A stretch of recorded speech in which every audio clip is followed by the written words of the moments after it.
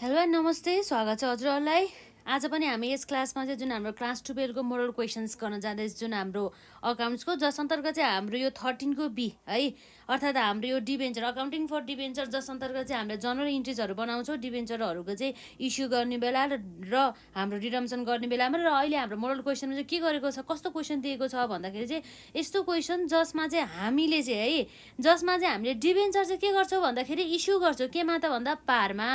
Debenture हामीले के गर्छौँ, इस्यु गर्छौँ पारमा, र हामीले रिडिम चाहिँ केमा गर्छौँ त हामीले प्रिमियममा, त्यो पनि 10 वर्षपछि। भनेदेखि त्यसको इन्ट्री त अब हाम्रो एउटा छ, त्यसलाई हामीले अब गरिहालौँ है, एकदम इम्पोर्टेन्ट पनि छ। भनेपछि डिबेन्चरको पनि हाम्रो यसरी मोडल क्वेसनमा आएको रहेछ, यसको अनुसार हामीले पर्ने रहेछ है त। र यसको हाम्रो जनरल इन्ट्रीको फर्मेट चाहिँ हजुरहरूले आफै गर्नु होला। हामी यहाँ गर्न जाँदैछौँ जनरल इन्ट्रिज है। अब के गर्यो भन्दाखेरि यसरी डिबेन्चरहरू इस्यु गर्दा उसलाई के आउँछ, पैसा आउँछ है, ब्याङ्क एकाउन्ट डेबिटेड। उसलाई पैसा कति आयो भन्दाखेरि चाहिँ उसले पारमा चाहिँ इस्यु गरे भनेको छ है, कति नम्बर अफ सेयर्स 200, उसको पार भ्यालु कति 100 भनेपछि उसले पैसा चाहिँ कति पायो होला भन्दाखेरि अब हेरिहालौँ। जस्तै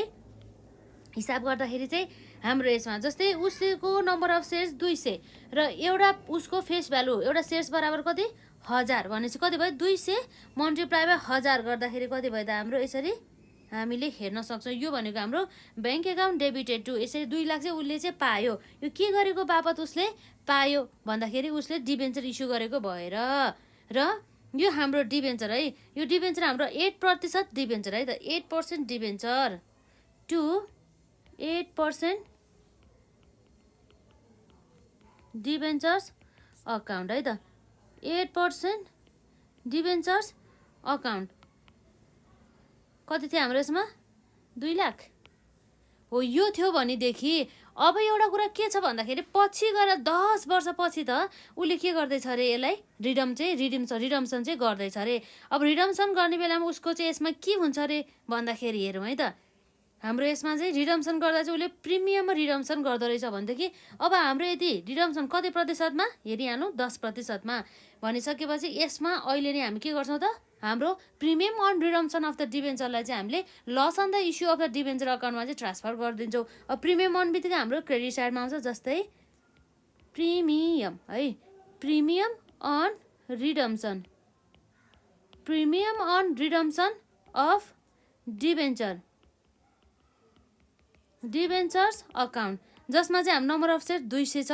भनेदेखि हाम्रो प्रिमियम चाहिँ कति हो भन्दाखेरि 1000 को कति हो र 10% भनेपछि 1000 को 10% भनेको हाम्रो कति हो, 100 भने 100 इन्टु 200 गर्दा कति हो, 20,000 हो। 20,000 भनेको चाहिँ हाम्रो यो के हो त भन्दा 20,000 भनेको हाम्रो यो के हो, प्रिमियम हो। हाम्रो रिडम्सन गर्दाखेरि तिर्नु पनि हो। यसलाई चाहिँ अब हामी केमा ट्रान्सफर गर्छौँ त, जहिले पनि हामीलाई थाहा नै छ, loss on issue of debenture, loss on issue of debentures account सक्यो है। यसरी हाम्रो भयो, यस्तै हो है। भनेपछि हाम्रो क्यास आयो, ब्याङ्क आयो कति 200 को नम्बर अफ सेयर्सले 1000 को दरले 2 लाख आयो भनेदेखि loss on the issue of debenture कति आयो, 20,000 आयो भनेदेखि 8% डिबेन्चर्स हाम्रो कति भयो, 2 लाख, र premium on the redemption of the debenture हाम्रो कति भयो, 20,000 हो। यसरी चाहिँ हामीले गर्न सक्यौँ है त। भनेपछि यो हाम्रो इन्ट्री के भयो त, यसमा हामी न्यारेसन लेख्न सक्छौँ, बिङ इस्यु अफ है त, बिङ इस्यु अफ डिबेन्चर है त, being issue of debenture at par and जुन चाहिँ के छ त हाम्रो redeemable at premium, redeemable at हाम्रो के हो त, प्रिमियम हो। यसरी चाहिँ अब हामीले हेर्न सक्छौँ।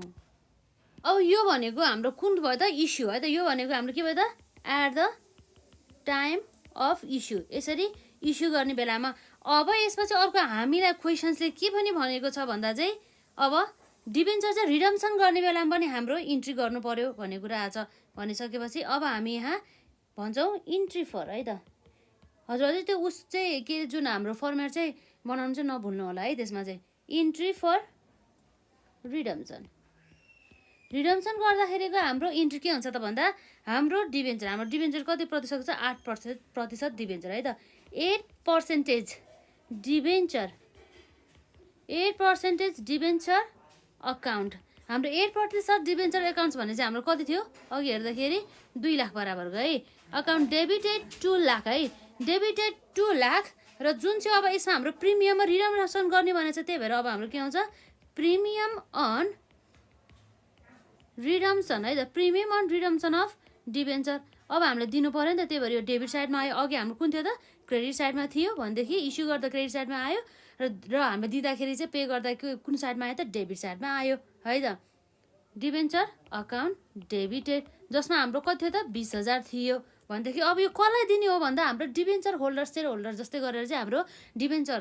होल्डर्सहरू चाहिँ हुने गर्दछ है त डिबेन्चरको केसमा डिबेन्चर होल्डर्स अकाउन्ट भनेर है उसलाई चाहिँ अब हाम्रो कति दिनुभयो त प्रिमियम सहित उसलाई फेस भ्यालु 2 लाख त दिनु पर्यो प्लस प्रिमियम एक्स्ट्रा 20,000 पनि दिने भनेको छ भने चाहिँ 2 लाख प्लस 20,000 गर्यो भने कति आउँछ 2,20,000 यसरी चाहिँ आउने भयो भनेपछि अब यो हाम्रो के भयो त बिङ है त बिङ अमाउन्ट के गर्यो त अमाउन्ट मेड ड्यू है त हामीले यसरी चाहिँ डिबेन्चर्सहरूलाई दिनको लागि चाहिँ हामीले मेड ड्यू गर्नको लागि चाहिँ अब हामीले के जर्नल इन्ट्री पास गर्यो मेड ड्यू टु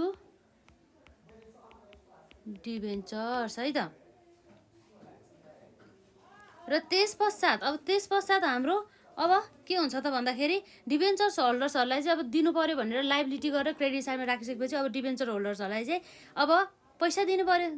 जुन चाहिँ अब नर्मली हाम्रो क्यास पनि हुन सकिन्छ तर हाम्रो के हुन्छ त ब्याङ्कबाट जान्छ नि त त्यही भएर नर्मली ब्याङ्क नै लेखिन्छ है त डिबेन्चर्स भन्दा पनि डिबेन्चर होल्डर्स है त डिबेन्चर होल्डर्स अकाउन्ट डेबिटेड जम्मा कति छ त हाम्रो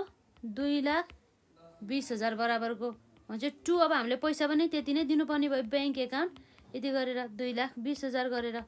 हो यो हाम्रो के भयो त जुन डिबेन्चर्स होल्डरहरूलाई दिएको अमाउन्टको इन्ट्री भयो है त बिङ अमाउन्ट पेड टु कसलाई भन्दा त हाम्रो डिबेन्चर होल्डर्सलाई है त यो कुराहरू भयो यति गरिसकेपछि हाम्रो अब 5 मार्क्स पाक्यो है त र जुन हाम्रो यो के भयो यो इस्यु गरेको केस भयो र इस्यु गरेपछि अब रिडम्सन गर्ने बेलामा यसरी दुईटा इन्ट्री चाहिँ हामीले पास गर्नुपर्ने हुन्छ है त र राम्रोसँग पढ्नु होला र आजलाई यति नै गरौँ र नेक्स्ट क्लासमा चाहिँ हाम्रो यो जुन जस्तै 14 नम्बरको जसमा चाहिँ हामीले ट्रेडिसनल मेथड अनुसार चाहिँ हामीले एडजस्टमेन्ट इन्ट्री पास गरेर चाहिँ नाफा नोक्सान हिसाब खाता होइन र जुन हाम्रो व्यापार हिसाब खाता चाहिँ सोधेको रहेछ त्यो गर्न थाल्छौँ र पछि हाम्रो अरू वर्कसिटहरू पनि गरौँला है त र आजलाई यति नै गरौँ बाँकी कुरा हामी नेक्स्ट क्लासमा गरौँला।